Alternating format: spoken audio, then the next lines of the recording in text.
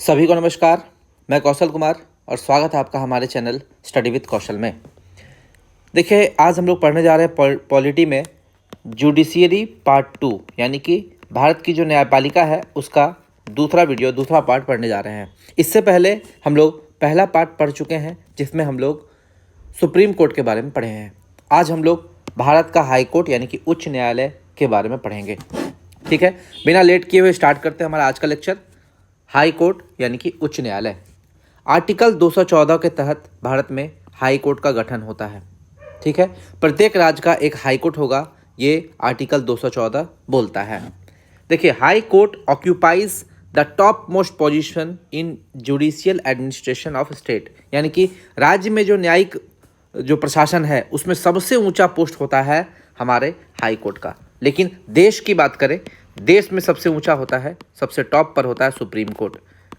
लेकिन अगर एक स्टेट में बात करें, स्टेट में सबसे बड़ा होता है हाई कोर्ट।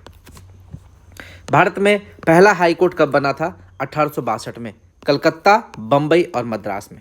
ठीक है, लेकिन आपको याद रखना है किस एक्ट के तहत? उच्च न्यायालय अधिनियम 1861, यानी कि हाई कोर्ट अधिनियम 1861 के तहत ये 1862 में कलकत्ता, बम्बई और मद्रास तीनों जगह हाई कोर्ट सेटअप किया गया था। लेकिन फिर भी अगर आपसे क्वेश्चन पूछे कि सबसे पुराना कौन है, आपको कलकत्ता ही आंसर मारना है, कलकत्ता ही आंसर मारना है। ठीक है, और याद रखिएगा, ये जो उच्च न्यायालय अधिनियम 1861 आया था, ये किस आयोग की सिफारिश पर आया था? याद रखिएगा, 1858 में विधि आयोग की सिफारिश पर आया था। तो सबसे पहले क्या होता है? 1858 में आता है विधि आयोग। ये विधि आयोग एक सिफारिश करता है कि भारत में हाई कोर्ट होना चाहिए, तो उसके सिफारिश पर बनता है हाई कोर्ट एक्ट 1861। इस हाई कोर्ट एक्ट के तहत 1862 में 3 जगह पर हाई कोर्ट का बनाया जाता है, कलकत्ता, बम्बई और मद्रास। कलकत्ता, बम्बई और मद्रास। इसके बाद चौथा हाई कोर्ट कहाँ बनता है? 1866 में, यानी कि इसके 4 साल के बाद, 4 ईयर्स लेटर, इलाहाबाद में भारत का चौथा हाई कोर्ट सेटअप किया गया था। तो 4 हाई कोर्ट आपको लगातार याद रखने हैं। ठीक है, अब एक चीज़ समझ लीजिए, 7वां कॉन्स्टिट्यूशनल अमेंडमेंट 1956 ये क्या कहता है? ये कहता है, 7वां संविधान संशोधन 1956 में जो हुआ था वो बोलता है कि देश का जो एक हाई कोर्ट है वो 2 या अधिक राज्यों के लिए हो सकता है, यानी कि authorize the parliament to establish a common high court for 2 और मोर स्टेट्स। ठीक है, यानी कि ऐसा हो, जैसे देखिए Chandigarh high court, Chandigarh high court की बात करें तो ये पंजाब का भी हाई कोर्ट है, ये हरियाणा का भी हाई कोर्ट है, और चंडीगढ़ यूनियन टेरिटरी भी है, केंद्र शासित प्रदेश, उसकी भी ये हाई कोर्ट है, तीनों का हाई कोर्ट है। तो ये पावर कहाँ से मिलता है? 7वां संविधान संशोधन 1956 में ये पावर मिलता है संविधान को कि वो एक हाई कोर्ट स्टैब्लिश करे जो कि कॉमन हाई कोर्ट हो 2 या अधिक राज्यों के लिए, या एक राज्य, एक स्टेट हो और एक यूनियन टेरिटरी हो, उसके लिए भी आपका हाई कोर्ट हो सकता है।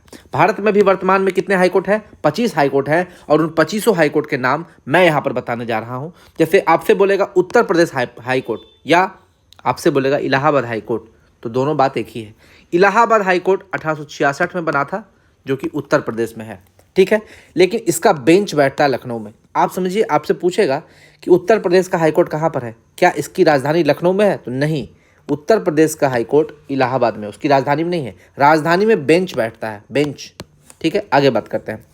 आंध्र प्रदेश का अगर बात करें तो उस समय, जिस समय 1954 में बना था हाई कोर्ट, वो हैदराबाद में था, और ये आंध्र प्रदेश और तेलंगाना दोनों का था, क्योंकि उस समय आंध्र प्रदेश से तेलंगाना अलग नहीं हुई थी। बाद में जब तेलंगाना बन गया तो ये हैदराबाद चला गया तेलंगाना में।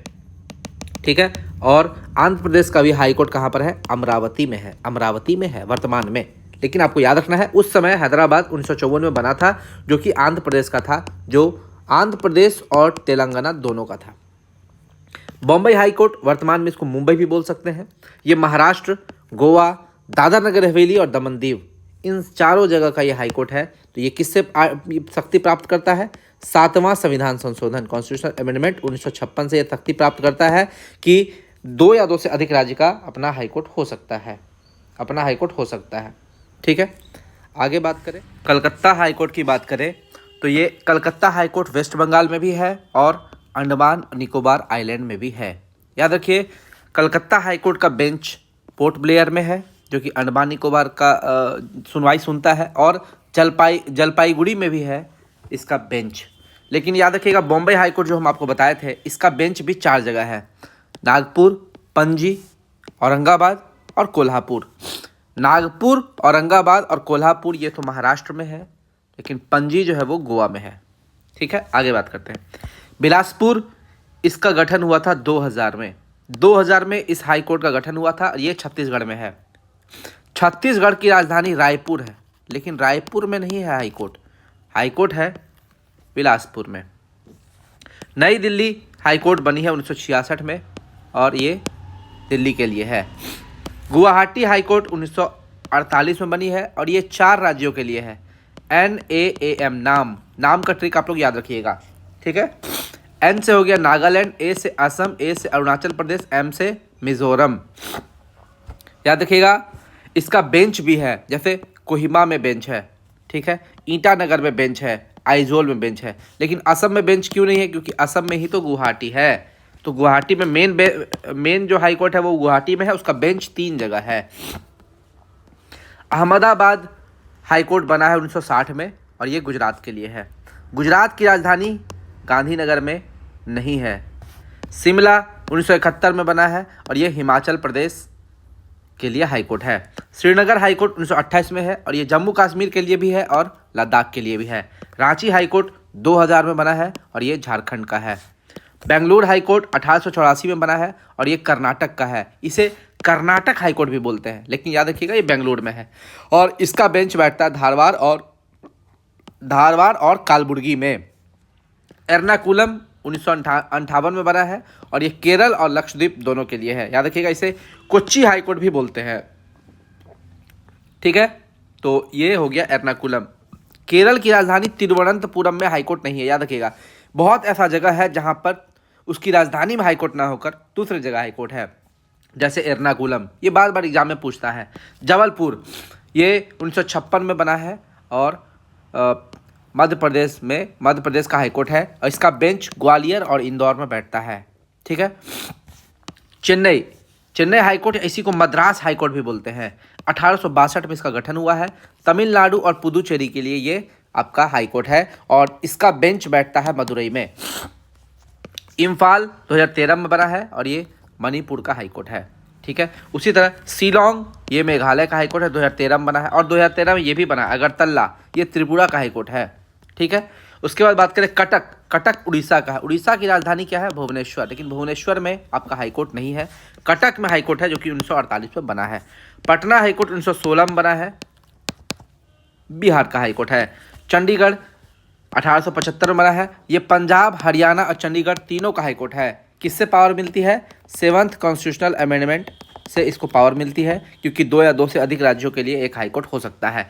जोधपुर, देखिए राजस्थान की राजधानी क्या है बताइए? जयपुर। जयपुर में नहीं है, जोधपुर में हाईकोर्ट है, बेंच है जयपुर में, याद रखिएगा। गंगटोक, ये सिक्किम का है, सिक्किम का हाईकोर्ट गंगटोक में है, 1975 में इसका गठन हुआ है।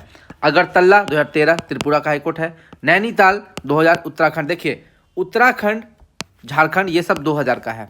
ठीक है, उत्तराखंड, झारखंड, CU जो बताया था ना, छत्तीसगढ़, उत्तराखंड और झारखंड। छत्तीसगढ़ का कहाँ है देखिए? बिलासपुर, ये भी 2000 में बना है। झारखंड का देखिए रांची 2000 में बना है और आपका नैनीताल 2000 उत्तराखंड का बना है। तो हम आपको बताते हैं CUJ, छत्तीसगढ़, उत्तराखंड और झारखंड, ये तीनों राज्य बना है 2000 को। 1 नवंबर, 9 नवंबर और 15 नवंबर आपको याद रखना है डेट इसका राज्य बनने का। तो उत्तराखंड की राजधानी है देहरादून, लेकिन देहरादून में हाईकोर्ट नहीं है, नैनीताल में हाईकोर्ट है, याद रखना है। हैदराबाद 2019 में, ये तेलंगाना। देखिए हैदराबाद पहले पुराना था, तो उस समय ये आंध्र प्रदेश तेलंगाना दोनों का था, कंबाइंड था, जो मैंने यहाँ पे बताया था। 1954 में बना था, लेकिन ये बाद में अलग हो गया, तो 2019 में तेलंगाना के लिए हाईकोर्ट बनाइए। अब देखिए, ये तो हम लोग जितना हाईकोर्ट था 25 हाईकोर्ट, उस 25 हाईकोर्ट के बारे में देख लिए। अब हम लोग जानते हैं हाईकोर्ट में जो जज होंगे उसकी क्या क्वालिफिकेशन होनी चाहिए। भारत का नागरिक होना चाहिए, सबसे पहला चीज़। दूसरा, भारत के किसी जुडिशियल ऑफिस में 10 साल का अनुभव होना चाहिए और हाईकोर्ट में 10 वर्ष तक एडवोकेट होना चाहिए। और जज के लिए कोई भी मिनिमम एज की क्राइटेरिया नहीं होती है। जज के लिए मिनिमम एज की क्राइटेरिया नहीं है। मैक्सिमम एज क्या है? 62 साल। हाई कोर्ट के जज का मैक्सिमम एज है 62 साल और सुप्रीम कोर्ट के जज का मैक्सिमम एज है 65 साल। अपॉइंटमेंट की बात करें, नियुक्ति, तो उच्च न्यायालय के मुख्य न्यायाधीश की नियुक्ति चीफ जस्टिस ऑफ इंडिया तथा उस राज्य के राज्यपाल की सलाह पर राष्ट्रपति द्वारा की जाती है। यानी कि जो भी मतलब मुख्य न्यायाधीश होंगे चीफ जस्टिस के, उसकी नियुक्ति की जा रही है। तो भारत का मुख्य न्यायाधीश, भारत का सुप्रीम कोर्ट का, भारत का यानी कि सुप्रीम कोर्ट का मुख्य न्यायाधीश और उस राज्य का राज्यपाल यानी कि गवर्नर, उसके सलाह पर राष्ट्रपति द्वारा की जाएगी। और उच्च न्यायालय के अन्य न्यायाधीश, जैसे कि किसी भी उच्च न्यायालय में एक चीफ जस्टिस होंगे, मुख्य न्यायाधीश और अन्य न्यायाधीश होंगे। तो मुख्य न्यायाधीश की नियुक्ति तो हो गई आपका chief justice of India plus राज्यपाल, इसकी सलाह पर राष्ट्रपति। लेकिन अब बचा अन्य न्यायाधीश। ये जो उच्च न्यायालय के अन्य न्यायाधीश हैं, इसकी नियुक्ति राष्ट्रपति द्वारा संबंधित न्यायालय के चीफ जस्टिस के परामर्श से की जाती है। जिसकी नियुक्ति हम लोगों ने पहले की, उसके सलाह से अब अन्य न्यायाधीश की नियुक्ति करेंगे, जो सेंटर में भी होती थी। ओथ यानी कि शपथ की बात करें, हम बताए थे चाहे सुप्रीम कोर्ट हो या हाई कोर्ट हो, वहाँ के जितने भी न्यायाधीश हैं वो अपनी ऑफिस की शपथ लेते हैं। ओथ ऑफ ऑफिस यानी कि कार्यालय की शपथ लेते हैं। संबंधित राज्य के राज्यपाल द्वारा की जाती है। राज्यपाल की अनुपस्थिति में राष्ट्रपति द्वारा नियुक्त किसी अन्य व्यक्ति द्वारा शपथ दिलाई जाती है। राज्यपाल की अनुपस्थिति में राष्ट्रपति द्वारा नियुक्त किसी अन्य व्यक्ति द्वारा शपथ दिलाई जाती है। कार्यकाल की बात करें तो इसका कार्यकाल या तो आप 62 वर्ष की आयु हो जाए तो आपका कार्यकाल समाप्त हो जाएगा। और याद रखिएगा 15वां संविधान संशोधन 1963 में आया था। इसमें हाई कोर्ट के जज की सेवानिवृत्ति की आयु 60 से बढ़ाकर 62 कर दी गई और सुप्रीम कोर्ट के जज की सेवानिवृत्ति की आयु 65 वर्ष कर दी गई। 65 वर्ष कर दी गई, ठीक है। दूसरा तो ये तो है कि आप 62 वर्ष के हो जाइए तो आप हट जाइएगा। दूसरा, हाई कोर्ट के जज अपना त्यागपत्र राष्ट्रपति को देते हैं। या तो ये अपना त्यागपत्र दे दे तो भी इनका कार्यकाल समाप्त हो जाएगा, या तो इन्हें हम लोग हटा सकते हैं। कैसे हटा सकते हैं? साबित दुर्व्यवहार या अक्षमता के आधार पर, ठीक है। प्रूव्ड मिसबिहेवियर और इनकैपेसिटी, इसके आधार पर हम लोग हाई कोर्ट के जज को हटा सकते हैं। हाई कोर्ट के जज को सुप्रीम कोर्ट के जज की तरह ही प्रक्रिया द्वारा रिमूव कर सकते हैं। ए जज can be removed from the office by president on recommendation by parliament. अब पार्लियामेंट का रिकमेंडेशन कैसे होगा, देखिए नीचे देखते हैं। ये अगर हाई कोर्ट के जज को हटाना है तो लोकसभा या राज्यसभा, यहाँ से आपको कहीं से भी स्टार्ट हो सकता है। अगर लोकसभा से स्टार्ट हुआ हाई कोर्ट के जज को हटाने का मोशन, तो इसमें मिनिमम 100 सदस्य स्टार्ट करने के लिए होने चाहिए, हस्ताक्षर करने चाहिए, और 14 दिन पहले नोटिस देना चाहिए। और अगर राज्यसभा से स्टार्ट कर रहे हैं तो मिनिमम 50 मेंबर स्टार्ट करने के लिए साइन करना चाहिए और 14 दिन पहले नोटिस देना चाहिए। अब क्या होगा, ये जो 100 मेंबर स्टार्ट करेंगे, ये 100 मेंबर लोकसभा में 2/3 बहुमत से पारित कर देंगे, जितने भी सदस्य टोटल का। और राज्यसभा में भी अगर 2/3 से पारित हो जाएगा तो वो जाएगा प्रेसिडेंट के पास, और प्रेसिडेंट एक ऑर्डर पास कर देंगे और उस हाई कोर्ट के जज को हटा दिया जा सकता है। फिर राज्यसभा में भी वही 50 मेंबर स्टार्ट करेंगे, 14 दिन पहले नोटिस देंगे। उसके बाद राज्यसभा के टोटल मेंबर का 2/3 व्यक्ति अगर पारित कर दे और लोकसभा का 2/3 व्यक्ति पारित कर दे तो प्रेसिडेंट उसे रिमूव कर देगा एक ऑर्डर पास करके। यानी कि इस तरह लोकसभा और राज्यसभा से स्टार्ट होकर फाइनली दोनों सदन से वो अप्रूवल लेकर वो कहाँ जाता है, प्रेसिडेंट के पास जाता है। प्रेसिडेंट के पास जाता है, प्रेसिडेंट ऑर्डर पास करते हैं और उस हाई कोर्ट के जज को हटा दिया जाएगा। लेकिन अभी तक किसी भी हाई कोर्ट के जज को हटाया नहीं गया है।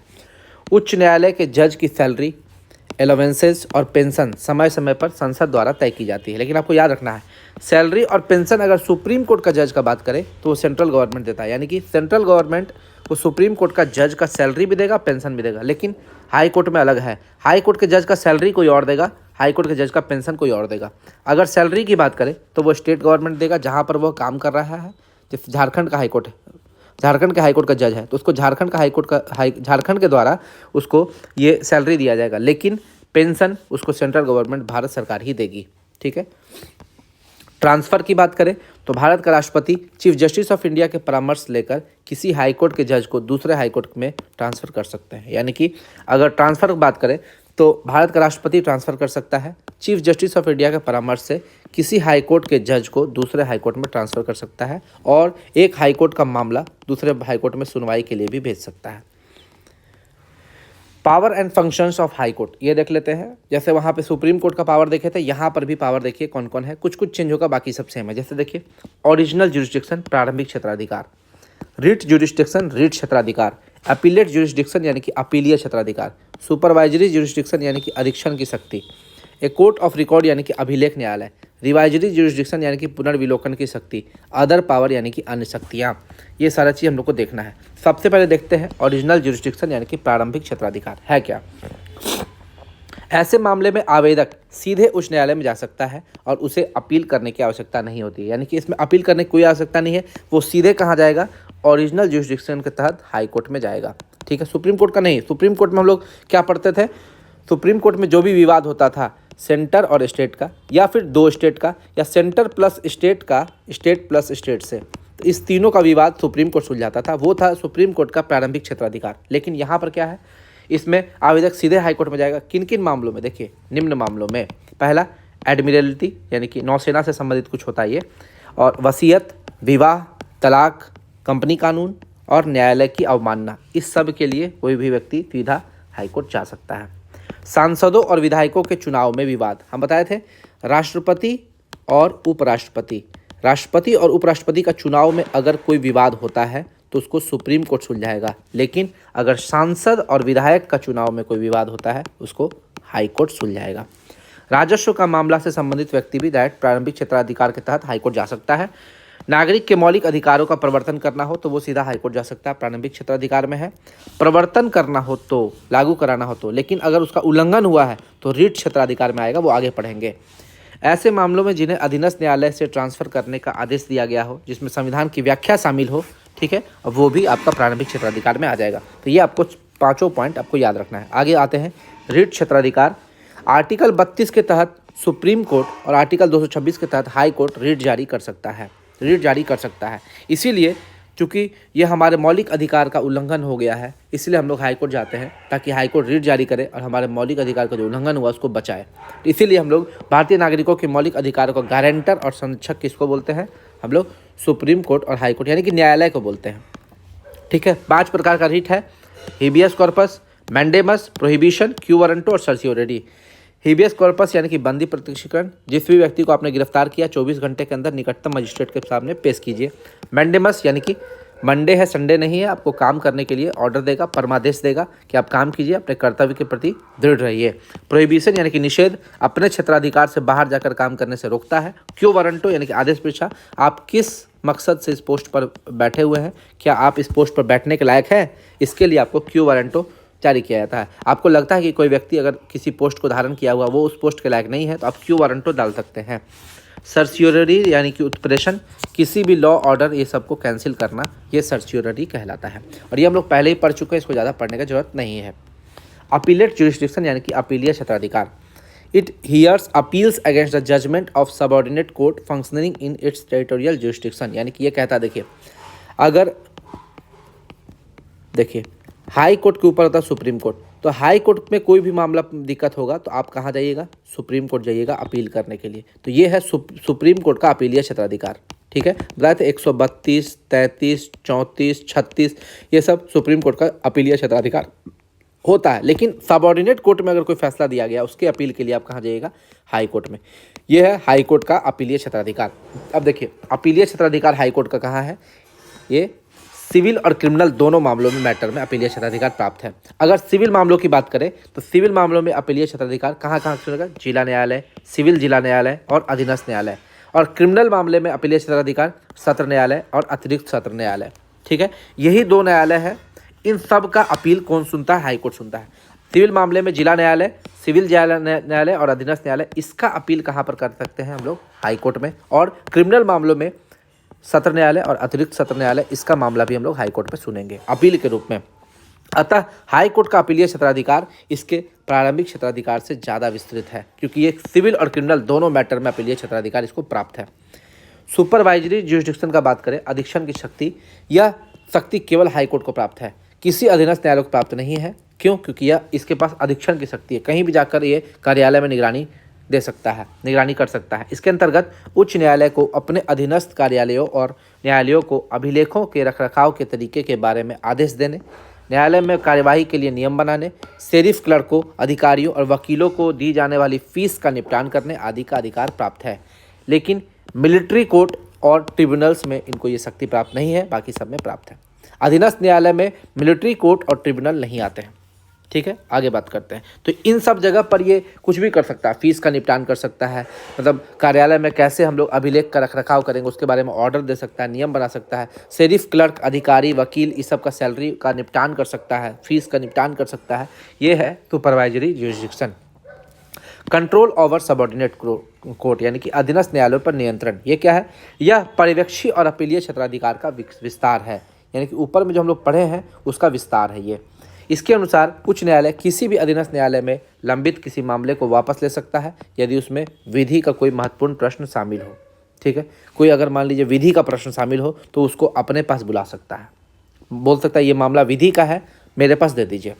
वह मामले का स्वयं भी निपटारा कर सकता है, चाहे तो वो चाहे अपना मामला अपने पास बुलाया, स्वयं निपटारा कर दिया और वापस उस अधीनस्थ न्यायालय को दे दिया। यानी कि हाई कोर्ट है, उसके नीचे सबऑर्डिनेट कोर्ट है।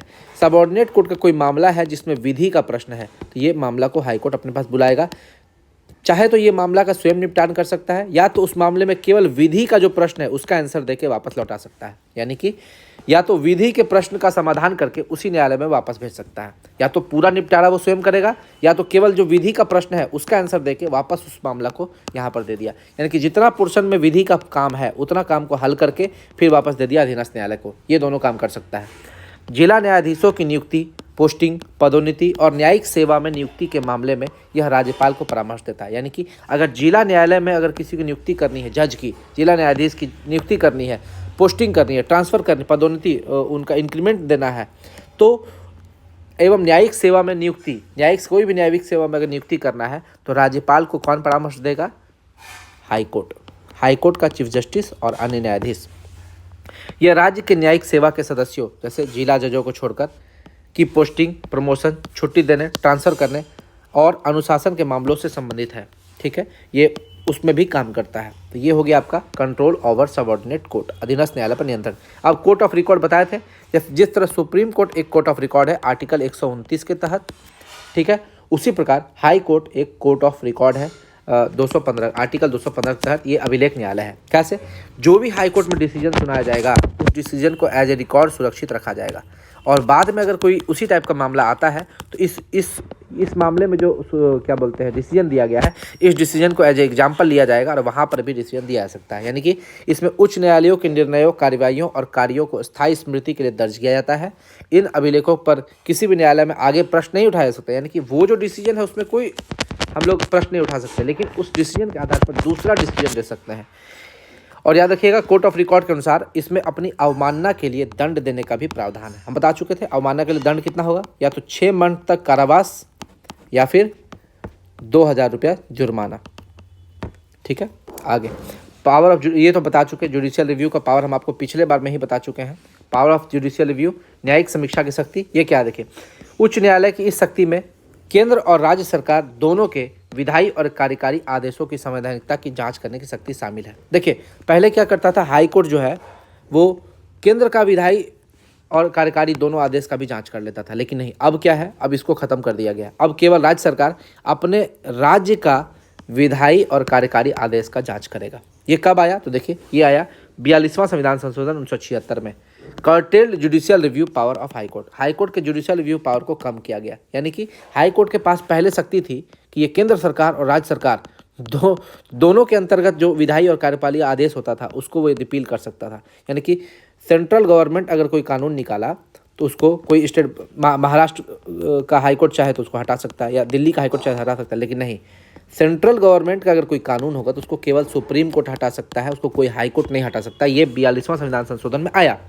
हाई कोर्ट किसी सेंट्रल लॉ के कॉन्स्टिट्यूशनलिटी एग्जामिन नहीं कर सकता। यानी कि हाई कोर्ट किसी भी सेंट्रल लॉ का संवैधानिकता को एग्जामिन नहीं कर सकता है, नहीं देख सकता है, वो केवल अपने हाई कोर्ट का ही कॉन्स्टिट्यूशनलिटी को एग्जामिन कर सकता है। हाई कोर्ट के पास अपने ही जजमेंट को रिव्यू करने की शक्ति होती है, इसको पुनर्विलोकन कहते हैं। यानी कि हाई कोर्ट ने अगर पहले कोई ऑर्डर दिया है और उसको लगता है कि उसमें किसी एक पक्ष को न्याय नहीं मिला है तो वो फिर से उस ऑर्डर को पुनर्विलोकन कर सकता है, रिव्यू कर सकता है, और रिव्यू करने के बाद वो अपना पहले का डिसीजन बदल सकता है। ठीक है, या फिर वो अपना डिसीजन सेम भी रख सकता है, कोई दिक्कत, लेकिन रिव्यू करने की शक्ति उसको है। हमारे संविधान में न्यायिक समीक्षा शब्द का कहीं भी उल्लेख नहीं है, बताए थे। फेडरल शब्द का भी उल्लेख नहीं है और ना ही बजट शब्द का कहीं उल्लेख है। ठीक है, लेकिन अनुच्छेद 13 और 226 स्पष्ट रूप से उच्च न्यायालय को यह शक्ति प्रदान करता है। आर्टिकल 13 और 226 ये आपको जुडिशियल रिव्यू का पावर देता है। तीन नोट आपको याद रखना है। संविधान की व्याख्या करने की शक्ति उच्च न्यायालय के पास है, ठीक है, लेकिन अंतिम व्याख्याकार सुप्रीम कोर्ट ही है। यानी कि हम लोग जो भी न्यायालय को इंटरप्रेट करता है, जो संविधान है उसको पढ़ना, उसको समझना, वो क्या कहना चाह रहा है उसकी व्याख्या करना, इसकी शक्ति उच्च न्यायालय के पास है, हाई कोर्ट के पास है। लेकिन अगर हाई कोर्ट ने उसकी कोई व्याख्या की है तो इस व्याख्या को सुप्रीम कोर्ट बदल सकता है, क्योंकि सुप्रीम कोर्ट हमारा अंतिम व्याख्याकार है, सबसे सुपीरियर है, एपेक्स कोर्ट है। मुख्य न्यायाधीश की गैर मौजूदगी में राष्ट्रपति हाई कोर्ट के किसी जज को कार्यवाह मुख्य न्यायाधीश नियुक्त कर सकते हैं। ठीक है। और मुख्य न्यायाधीश उस हाई कोर्ट या किसी भी हाई कोर्ट के रिटायर्ड जज को कुछ समय के लिए कोर्ट के जज के तौर पर काम करने की रिक्वेस्ट कर सकता है। ये राष्ट्रपति का शक्ति है। और ये भी कह सकता है कि हाई कोर्ट का किसी जज को राष्ट्रपति सुप्रीम कोर्ट में एज ए एडहॉक जज भी नियुक्त कर सकता है। ये हम लोग पिछले वीडियो में बताए थे। अब देखिए, इसको हम लोग पढ़ लेते हैं। ये हम लोग पिछले वीडियो में अवमानना पढ़ चुके हैं, न्यायिक सक्रियता पढ़ चुके हैं और जनहित याचिका पढ़ चुके हैं। हम लोग हाई कोर्ट का कुछ आर्टिकल्स देख लेते हैं। जैसे आर्टिकल 214, ये क्या है? राज्यों के लिए उच्च न्यायालय की बात करता है। ठीक है। यानी कि अगर सुप्रीम कोर्ट का गठन का बात करें तो 124 में हो जाएगा सुप्रीम कोर्ट का गठन, लेकिन 214 में क्या हो जाएगा? हाई कोर्ट का गठन। बस इस दोनों को एक साथ याद रखिएगा, 124 और 214 को एक साथ याद रखिएगा। सुप्रीम कोर्ट एक अभिलेख न्यायालय है, ये 215 बोलता है, क्योंकि ये जितने भी इसके डिसीजन होते हैं उनको as a record, as a अभिलेख रखा जाता है कि बाद में अगर ऐसा कोई मामला आएगा तो इससे हम लोग लाभ उठाएंगे, इसका जो ऑर्डर पास हुआ है उस ऑर्डर को वहाँ पर यूज करेंगे। 216 उच्च न्यायालय का गठन, उच्च न्यायालयों का गठन 216। अब देखिए ये क्या है? उच्च न्यायालय का गठन, ये तो 214 में था, फिर 216 में क्या है? इसको एक बार देख लीजिएगा, इसको देख लीजिएगा, ये कुछ इसमें गड़बड़ लग रहा है, इसको एक बार सुधार लीजिएगा। 216 क्या रहा है? ये थोड़ा सा हम गलती लिख दिए हैं। उच्च न्यायालय का गठन तो इसमें हो जाएगा आपका 214 में। 217 क्या बोलता है? हाई कोर्ट के न्यायाधीश की नियुक्ति पद की शर्तें। ठीक है। हाईकोर्ट के न्यायाधीश की नियुक्ति कैसे होगी और उनके पद की शर्तें क्या होगी, वो 217 बोलता है। 218 क्या बोलता है? सुप्रीम कोर्ट से संबंधित कुछ प्रावधानों का हाई कोर्ट पर लागू होना। ठीक है। 219 क्या बोलता है? हाई कोर्ट के न्यायाधीशों द्वारा शपथ और प्रतिज्ञान। हाई कोर्ट का जो न्यायाधीश है उसका शपथ और प्रतिज्ञान 219 में है। 220 में क्या है? स्थायी न्यायाधीश होने के बाद अभ्यास पर प्रतिबंध। यानी कि अगर आप स्थायी न्यायाधीश बन गए हैं आप उसका बाहर में कोई अभ्यास नहीं कर सकते हैं, कहीं एक्स्ट्रा फी नहीं ले सकते हैं किसी से। 221 क्या बोलता है? न्यायाधीशों का वेतन, वेतन के बारे में। और हम बताते हैं न्यायाधीश का वेतन संसद डिसाइड करता है, समय समय पर इसको बढ़ाता है, घटाता है, जो भी है। और हाईकोर्ट का अगर न्यायाधीश का बात करें तो वेतन कहाँ से मिलेगा? वेतन मिलेगा राज्य सरकार से, राज्य सरकार की संचित निधि से। लेकिन पेंशन की बात करें तो पेंशन इसको केंद्र सरकार देगा, जबकि सुप्रीम कोर्ट का वेतन और पेंशन दोनों आपको सेंट्रल गवर्नमेंट देगा। 222 क्या है? एक न्यायाधीश का एक हाईकोर्ट से दूसरे हाईकोर्ट में स्थानांतरण कौन करता है? राष्ट्रपति करता है, चीफ जस्टिस ऑफ इंडिया की परामर्श पर। 223 कार्यवाह मुख्य न्यायाधीश की नियुक्ति, ये भी राष्ट्रपति करेंगे। अगर चीफ जस्टिस हाईकोर्ट का नहीं है तो राष्ट्रपति किसी अन्य न्यायाधीश को एज ए चीफ जस्टिस बनने के लिए बोल सकता है। ये कार्यवाह मुख्य न्यायाधीश आर्टिकल 223, आर्टिकल 223। और ये हम आपको पहले यहाँ पर बताए हैं कार्यवाह मुख्य न्यायाधीश का, तो यहाँ पर हम आपको लिख ही देते हैं। देखिए कार्यवाह मुख्य न्यायाधीश आर्टिकल 200 कितना था? 23 था। आर्टिकल 223 एकदम सही है, 223 यहाँ लिख देते हैं। कार्यवाह मुख्य न्यायाधीश कितना हो जाएगा? आर्टिकल 223। ठीक, आगे बढ़ते हैं। उसके बाद 224 अतिरिक्त एवं कार्यवाह न्यायाधीशों की नियुक्ति। ठीक है। कार्यवाह न्यायाधीश, अगर न्यायाधीश की कमी है तो वो भी आपका इसी में आ जाएगा 224 में। 224A हाईकोर्ट की बैठकों में सेवानिवृत्त न्यायाधीशों की नियुक्ति। देखिए बैठक में सेवानिवृत्त न्यायाधीश भी आ सकते हैं, तो ये कहाँ पर गया, कहाँ पर है? देखिए हम आपको पहले बताया है। मुख्य न्यायाधीश उस हाईकोर्ट या किसी हाईकोर्ट के रिटायर्ड जज को कुछ समय के लिए कोर्ट के जज के तौर पर काम करने की रिक्वेस्ट कर सकता है, बैठक में शामिल होने के लिए बोल सकता है। यही है आपका, यही वो आर्टिकल है। 224A था ना, देखिए 224A, इसको लिख दीजिए 224A। याद रखिए जो भी आर्टिकल मैं लिखा रहा हूँ वो बहुत इंपॉर्टेंट है। उसके बाद बात करते हैं 225 मौजूदा हाईकोर्ट का क्षेत्राधिकार। हम बताए थे जो भी क्षेत्राधिकार है, जैसे प्रारंभिक क्षेत्राधिकार, ठीक है, उसके बाद आपको रिट क्षेत्राधिकार, अपीलीय क्षेत्राधिकार, ठीक है, उसके बाद कोर्ट ऑफ रिकॉर्ड, ठीक है, power of review, judicial review है ना, ये सारा चीज़ क्षेत्राधिकार में आ जाता है। 226 क्या बोलता है? कुछ रिट जारी करने की हाईकोर्ट से सकती। हाईकोर्ट जो रिट जारी करेगा वो 226 में है, और सुप्रीम कोर्ट जो रिट जारी करेगा 32 के तहत। 5 तरह का रिट जारी करेगा, वो आपको पहले बता चुके हैं। 227 में क्या है, हाईकोर्ट द्वारा सभी न्यायालयों पर अधिच्छन की शक्ति 227 में है। कुछ मामलों में हाईकोर्ट में स्थानांतरित करना, ये 228 बोलता है। देखिए जैसे कुछ मामला ऐसा है जो सबऑर्डिनेट कोर्ट नहीं देख पा रहा तो वो हाईकोर्ट में स्थानांतरित हो जाएगा, ये 228 बोलता है। 229 हाईकोर्ट के अधिकारी और सेवक तथा उसका व्यय, ये 229 में था। 230 क्या बोलता है, हाई कोर्ट के अधिकार क्षेत्र का यूनियन टेरिटोरी तक विस्तार, यानी कि ये 230 बोलता है। यानी कि हम लोग हाई कोर्ट जो है वो केवल एक प्रदेश के लिए नहीं है, वो यूनियन टेरिटोरी तक इसका विस्तार है। यानी कि अगर मान लीजिए वेस्ट बंगाल हाई कोर्ट का बात करें तो वो आपको वेस्ट बंगाल का तो होगा ही, अंडमान निकोबार का भी होगा, ठीक है। वो यूनियन टेरिटोरी तक उसका विस्तार हो सकता है, लेकिन याद रखिए ये कॉमन हाई कोर्ट किस में होगा, ठीक है। कॉमन हाई कोर्ट 2 या 2 से अधिक राज्यों के लिए कॉमन हाई कोर्ट 231 बोलता है। और 241 क्या बोलता है, यूनियन टेरिटोरी के लिए एक हाई कोर्ट, जैसे चंडीगढ़ हाई कोर्ट ये केंद्र शासित प्रदेश के लिए हाई कोर्ट है तो ये 241 के तहत आएगा। लेकिन 2 या 2 से अधिक राज्यों के लिए हाई कोर्ट होगा, वो 231 के तहत आएगा। ये सारे आर्टिकल्स आपको याद रखने हैं, हम चैप्टर पढ़ाने के बाद आपको ये आर्टिकल्स बताना जरूरी समझा। आप समझिएगा, न्यायालय की अवमानना की हम पहले बता चुके हैं, 6 महीने तक साधारण कारावास या 2000 रुपये जुर्माना। अगर आप न्यायालय का अवमानना कर रहे हैं, उसका बात नहीं मान रहे हैं, ये 2 तरह का अवमानना हो सकता है, सिविल अवमानना और आपराधिक अवमानना। अगर आप नहीं मानते तो आपको जुर्माना देना पड़ेगा या दंडित होना पड़ेगा। न्यायिक सक्रियता का बात समझ लीजिए कि अगर जुडिशियरी एग्जीक्यूटिव या लेजिस्लेटिव का काम करने लगे, उसके मामले में इंटरफेयर करने लगे तो इसको न्यायिक सक्रियता बोलते हैं। जैसे दिवाली में पटाखे जलाने पर रोक, ये काम है लेजिस्लेटिव का या एग्जीक्यूटिव का, लेकिन वो जुडिशियरी कर रहा है, सुप्रीम कोर्ट ने ऑर्डर दे दिया तो वो हो गया न्यायिक सक्रियता। जनहित याचिका PIL, अगर कोई मामला से जनता का हित प्रभावित होता है, पूरे सार्वजनिक हित की सुरक्षा की बात हो या जनता का हित प्रभावित हो तो वहाँ पर जनहित याचिका दायर किया जा सकता है कोर्ट में। लेकिन याद रखिएगा PIL की शुरुआत सबसे पहले 1960 में USA में हुई थी। PIL की जननी बोलते कपिला हिंगोरानी को, और भारत में से कौन लाए थे, न्यायमूर्ति PN भगवती ने इसे लाया था। बस इतना ही चीज़ आपको जानना है जनहित याचिका से। तो ये था हमारा हाई कोर्ट से संबंधित वीडियो। कैसा लगा आपको मेरा वीडियो? अगर आपको मेरा वीडियो अच्छा लगा हो तो मेरे चैनल को लाइक शेयर सब्सक्राइब कीजिएगा, ज़्यादा से ज़्यादा लोगों को ये वीडियो फैलाइएगा। धन्यवाद।